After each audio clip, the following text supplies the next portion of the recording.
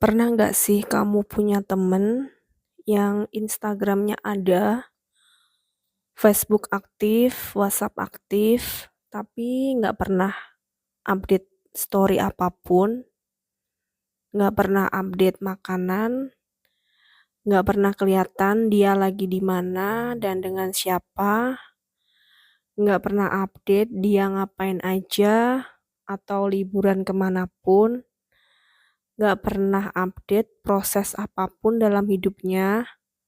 Padahal hidupnya tuh normal banget. Apakah dia aneh, antisosial, atau memang pilihannya begitu? Kenapa ya bisa begitu?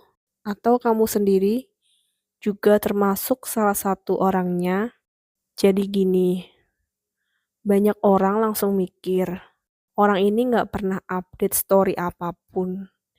Hidupnya sepi kali ya, nggak punya temen, nggak pernah nongkrong, nggak pernah keluar rumah, atau nggak punya kesibukan. Padahal nggak selalu begitu.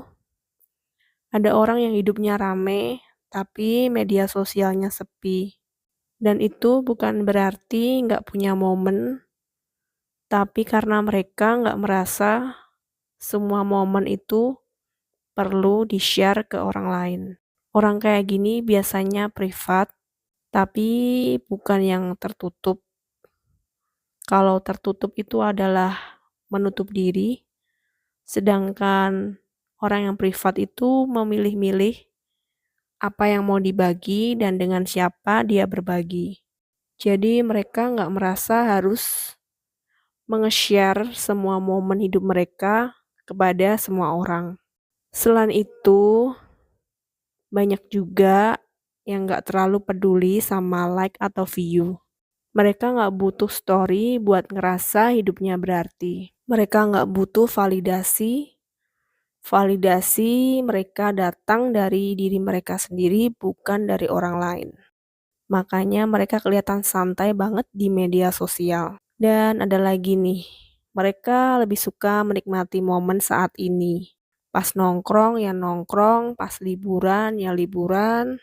Gak terlalu ribet mikirin angle, caption, ataupun jam upload. Mereka sadar kalau sibuk dokumentasi, berarti mereka nggak benar-benar hadir di momen saat itu. Selain itu, story kadang bikin drama dan juga perbandingan.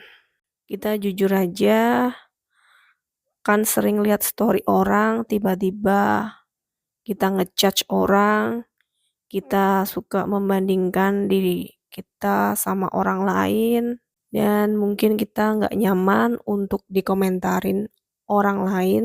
Orang-orang ini sadar hal itu capek dan drama, jadi mending sepi tapi damai. Terus satu hal lagi, kadang fase hidup juga berperan.